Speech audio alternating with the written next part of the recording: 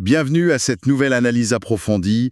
Aujourd'hui, on se plonge dans une série d'écrits théologiques et pas mal de références bibliques aussi. Oui, Le sujet central, les conséquences d'une transgression majeure, on va dire, avec un focus sur Satan, la malédiction qui lui est liée, et puis la lutte humaine contre le mal, quoi.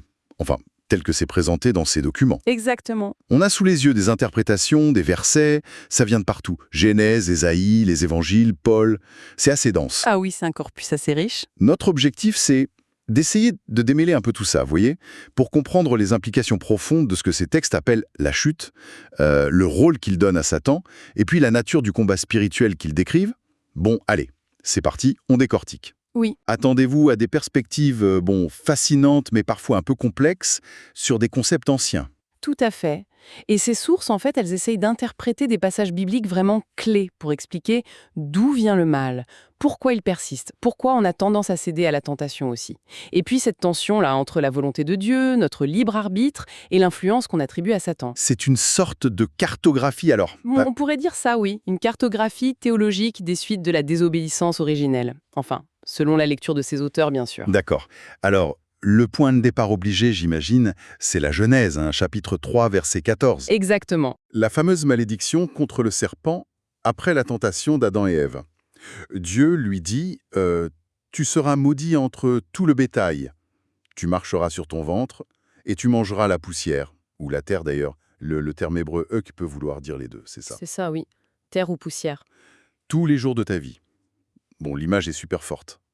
Ça pose les bases, j'imagine. C'est fondamental, oui. Et un point sur lequel ces textes insistent tout de suite, c'est que cette nature de séducteur, de trompeur, ils ne la voient pas comme la nature originelle de Satan, telle que Dieu l'aurait créée, quoi. Ah bon? Non, c'est présenté comme une conséquence directe de son propre choix, celui de tromper Adam. Les notes suggèrent même qu'il aurait pu choisir une autre voie. Il aurait pu recevoir la grâce, c'est ça. C'est l'idée, oui. Mais il l'a refusé, il a choisi la rébellion. Donc sa condition maudite, elle découlerait de cet acte volontaire. D'accord, ça change déjà pas mal la perspective habituelle. Mais alors cette phrase un peu mystérieuse, « manger la poussière » ou « manger la terre », concrètement, ça veut dire quoi d'après ces analyses? C'est là que ça devient intéressant parce que visiblement les interprétations, elles divergent un peu. Mais où elles se complètent? Ce n'est clairement pas vu comme juste une image littérale. C'est un symbole très riche en fait, que les sources explorent sous plusieurs angles. Ok, alors le premier angle? Une première piste, très présente, c'est de lier ça à l'influence de Satan sur nos désirs les plus bas, ce que les textes appellent la chair, sarx en grec. Il exploiterait notre nature humaine qui est elle-même affectée par la chute pour y faire naître des désirs contraires à Dieu. Comme ce que Paul décrit dans Galates. Exactement. L'immoralité, les Conflits, disputes. querelles, la jalousie, tout ça. Satan serait celui qui fait pousser les épines et les chardons, pas seulement sur la terre physique, mais aussi dans notre jardin intérieur, si on veut. Ok, donc il serait une sorte d'instigateur de nos mauvais penchants. C'est un peu l'idée. Mais attention, les sources ajoutent tout de suite une nuance importante. Elles rappellent que la malédiction de la chair et de la terre aussi, ça vient d'abord de Dieu.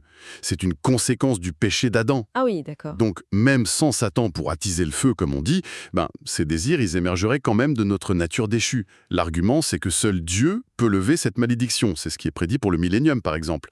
Juste enlever Satan, ça suffirait pas. Je vois la subtilité. Oui, ça montre une tension dans l'interprétation. Et est-ce que Satan exploite une faille qui existe déjà ou est-ce qu'il en est la cause première? Ces textes semblent plutôt pencher pour la première option, tu vois. Ils soufflent sur les braises, quoi. D'accord.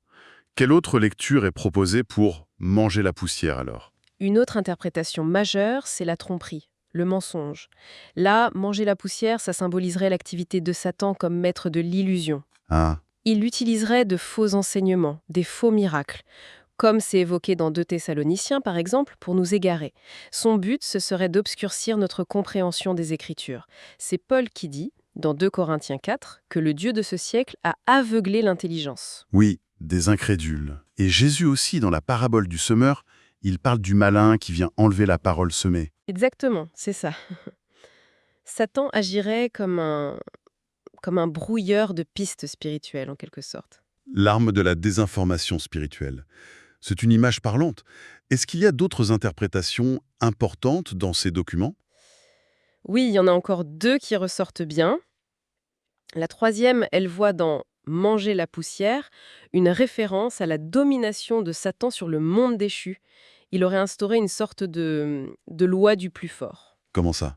Bah, comme il a fait chuter Adam, il aurait un peu usurpé la gérance de la terre. Tu te souviens, dans Luc 4, pendant la tentation, il offre à Jésus tous les royaumes du monde comme s'ils lui appartenaient. Oui, oui. L'idée, c'est qu'il établirait un règne basé non pas sur les commandements de Dieu, mais sur la force brute, la prédation.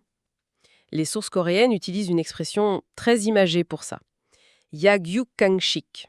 Littéralement, ça veut dire le faible est la chair, la nourriture du fort. La loi de la jungle, quoi. C'est tout à fait ça, la loi de la jungle. Et cette idée de loi de la jungle, les sources font un lien avec les animaux? Oui, exactement. Elle pose la question, quand est-ce que les animaux sont devenus carnivores? Est-ce que c'était après la chute d'Adam ou seulement après le déluge? Et ces textes-là, ils penchent plutôt pour la chute, comme si c'était une conséquence directe du désordre introduit par la malédiction dans toute la création. Ah, d'accord. Ils comparent avec Genèse 1, où au début tout le monde mangeait de l'herbe, et avec la vision d'Ésaïe 65, qui décrit un retour à l'harmonie où même le lion mangera de la paille comme le bœuf. C'est une lecture qui étend vraiment la portée de la malédiction. Intéressant. Et la dernière interprétation majeure de manger la poussière, Alors la dernière, elle fait un lien très direct avec notre condition mortelle, c'est-à-dire? puisque l'humain, Adam, il a été fait de poussière, les notes utilisent aussi le terme coréen tikkel, et qu'il est dit qu'il retournera à la poussière en Genèse 3, eh bien Satan, qui mange la poussière, ce serait l'agent qui active ce processus de retour à la poussière. Autrement dit, le vieillissement et la mort physique. Waouh. La malédiction divine sur notre corps lui donnerait cette prise, ce pouvoir. C'est une idée assez sombre. Mais est-ce que ça tient la route, selon ces mêmes textes, par rapport au reste de la Bible? Ben, justement, c'est là qu'une objection assez forte est soulevée dans les sources elles-mêmes. Ah, On rappelle que la mort physique, ailleurs, dans Hébreux 9 par exemple, elle est présentée comme décrétée par Dieu pour tous à cause du péché. Dieu reste le maître de la vie et de la mort, Daniel 5 le rappelle bien au roi Balthazar. Dieu tient ton souffle dans sa main. donc Dieu n'aurait pas besoin de Satan pour ça. Voilà. Et puis, il y a un autre argument. Si Satan contrôlait vraiment la mort, pourquoi est-ce qu'il laisserait ses propres fidèles vieillir et mourir? Il les préserverait, non? Logique, oui. Fin de la mort, celle promise dans l'Apocalypse, elle viendra parce que Dieu lèvera la malédiction. Pas juste parce que Satan sera mis hors d'état de nuire. D'accord. Donc, si on résume cette première partie sur la malédiction du serpent, manger la poussière, c'est une métaphore hyper puissante que ces textes interprètent de plein de façons qui s'entremêlent un peu. C'est ça. Ça touche à son influence sur nos désirs, sa stratégie de tromperie, la domination par la force dans ce monde abîmé, et même notre finitude, notre mort physique. Aucune interprétation ne chasse l'autre, elles coexistent. C'est exactement ça. L'expression, elle capture vraiment la déchéance et l'activité de Satan dans ce monde marqué par le péché, selon cette lecture. Bon, alors passons à la deuxième grande partie. Les conséquences pour nous, les humains. Si j'ai bien suivi, on hérite d'un double fardeau, d'après ces écrits. Oui, Une terre qui produit épines et chardons. J'ai noté les mots coréens kashidongbul, les buissons épineux, et angongui, les chardons. c'est ça. Et puis une chair, notre nature humaine, quoi, qui génère d'elle-même des désirs contraires à l'esprit, yukchewi soyok. C'est ça? Les désirs de la chair. Exactement. Et ce qui est crucial de comprendre ici, dans cette analyse, c'est que ces épines, qu'elles soient sur terre ou dans notre cœur, et ces désirs charnels, ce n'est pas le péché en soi. Ah non. Non. C'est plutôt vu comme des obstacles, des freins constants, qui nous empêchent de porter facilement le fruit spirituel que Dieu voudrait. Jésus utilise l'image des épines qui étouffent la bonne semence dans Matthieu 13, tu te souviens? Oui, oui. Et Paul, dans Galates 5, il décrit cette lutte intérieure. La chair a des désirs contraires à ceux de l'esprit. Donc les sources insistent, il faut une lutte active, il faut désherber constamment. C'est un peu l'idée qu'on trouve dans Hébreux 6. Et c'est là que Satan revient dans l'équation, j'imagine. Il va pas rester les bras croisés face à ses faiblesses. C'est exactement ce que soulignent les textes. Ils insistent beaucoup sur notre incapacité à vaincre Satan et même ses tendances intérieures par nos propres forces. Ah oui. Oui, des passages comme Luc 11 où Jésus parle de lier l'homme fort pour pouvoir piller sa maison, ou Romains 3 qui dit que tous sont sous l'empire du péché, ils sont cités pour montrer notre vulnérabilité. La victoire, elle ne vient que par la grâce de Dieu et par l'action du Saint-Esprit. Tite 3, Romains 8 insiste là-dessus. Et Satan, pendant ce temps? Lui, il exploite activement ses désirs, comme le dit Éphésiens 2. Il aveugle l'intelligence pour qu'on ne voit pas la lumière de l'Évangile, c'est 2 Corinthiens 4. Et il utilise toutes sortes de ruses, c'est Éphésiens 6 qui parle de ça. Et le résultat, c'est la dégradation morale qu'on voit décrite de façon assez crue dans 2 Timothée 3 ou Romains 1. Il y a un point que j'ai trouvé assez contre-intuitif dans les notes là-dessus. Il est suggéré que cette lutte permanente, cette pression de Satan, ça pourrait en fait nous pousser plus vite vers Dieu. C'est presque un paradoxe. Oui, c'est une idée intéressante qu'on trouve dans ces sources. Elle s'appuie sur des passages comme 1 Corinthiens 10, 13, où Paul dit que Dieu donne toujours le moyen de sortir de la tentation.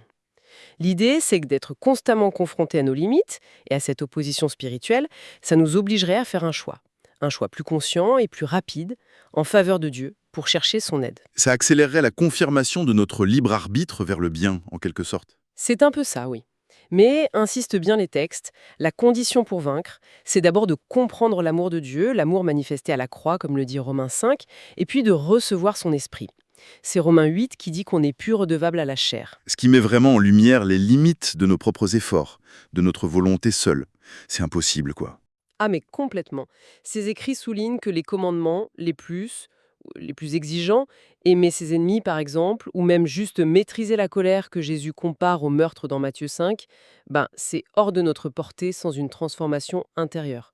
Une transformation qui vient de l'amour de Dieu. C'est 1 Jean 4 qui dit « Nous aimons parce qu'il nous a aimés le premier ». D'accord. Même la loi de l'Ancien Testament, selon cette lecture qui s'appuie sur Romains 3, elle sert avant tout à nous montrer notre impuissance face au péché, à nous mettre KO en quelque sorte pour qu'on comprenne qu'on a besoin de la grâce. Logique. Ce qui nous amène au troisième thème, l'étendue réelle du pouvoir de Satan, et ses limites surtout. Toujours d'après ses sources, on lui donne des titres assez impressionnants. Prince de ce monde, dans Jean 12. Oui, celui qui a la puissance de la mort dans Hébreux 2. Ça. Puissance de la mort, qu'est-ce que ça veut dire exactement? Est-ce qu'il contrôle qui meurt quand Alors, l'interprétation proposée ici, elle est nuancée. Non, il ne contrôle pas la mort dans le sens où c'est lui qui décide qui meurt et quand. La mort physique, ça reste vu comme le salaire du péché, comme dit Romains 6. C'est une conséquence décrétée par Dieu. D'accord. La puissance de la mort de Satan, ça voudrait plutôt dire qu'il est l'être le plus puissant à l'intérieur de la sphère du péché et de la mort. Nous, humains pécheurs, on est plus faibles dans ce domaine. Donc on est vulnérable à son influence, on est un peu pris dans son champ gravitationnel, si tu veux. Ok. Donc il est puissant dans ce système déchu, mais c'est pas lui qui définit les règles du jeu. C'est tout à fait l'idée. En fait, les textes suggèrent même que la mort elle-même, cette conséquence universelle du péché, c'est une loi qui enferme aussi Satan. Ah oui. Oui, il ne peut pas y échapper par ses propres moyens, pas plus qu'un autre pécheur. Il est puissant, certes, mais il n'est pas souverain. La souveraineté ultime, elle reste à Dieu. Sur tout et sur tous, y compris sur Satan et sur la mort elle-même. Romains 8 est très très clair là-dessus. Rien ne peut nous séparer de l'amour de Dieu. Ni la mort, ni les dominations, ni les puissances. Rien. Rien. Et pour ceux qui croient, l'amour de Dieu les rend même plus forts que la mort. Le Cantique des Cantiques dit que l'amour est fort comme la mort. La foi chrétienne, elle proclame la victoire sur la mort par la résurrection. Donc même la mort, c'est vu comme une réalité créée, qui est soumise à Dieu. Satan, lui, il opère dans un cadre dont il n'est pas le maître. Bien. Bon, récapitulons un peu ce parcours à travers ces analyses théologiques. C'était dense, hein? Oui, On a vu la complexité de la malédiction de Satan, ce symbole du manger la poussière, interprété comme son influence sur nos désirs, son rôle de trompeur, sa domination par la force dans ce monde un peu loi de la jungle, et même son lien avec notre mortalité. c'est ça. Ensuite, on a exploré la lutte humaine qui en découle, ce combat contre nos épines intérieures et les séductions extérieures. Et ça met bien en lumière notre besoin, vital en fait, de la grâce de Dieu. Tout à fait.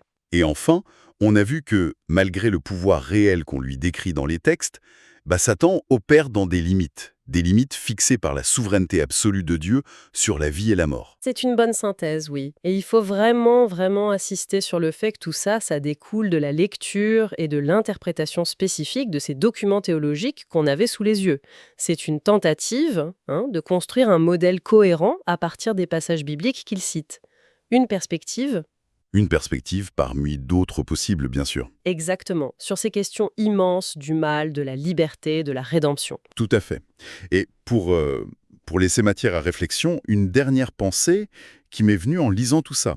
Ces textes, ils martèlent que le rôle de Satan comme adversaire, ça découle d'une malédiction. Et cette malédiction, c'est la conséquence de son choix à lui, au départ. Oui, Alors, si on prend vraiment au sérieux cette idée, que notre lutte contre nos propres épines, contre les tentations, est liée à cette dynamique cosmique lancée par la chute et cette malédiction, est-ce que ça change quelque chose à notre façon de voir notre propre responsabilité face au mal? bonne question. Et peut-être aussi à la nécessité quotidienne, très concrète, d'aller chercher activement cette grâce pour naviguer tout ça. Voilà, de quoi continuer à y penser.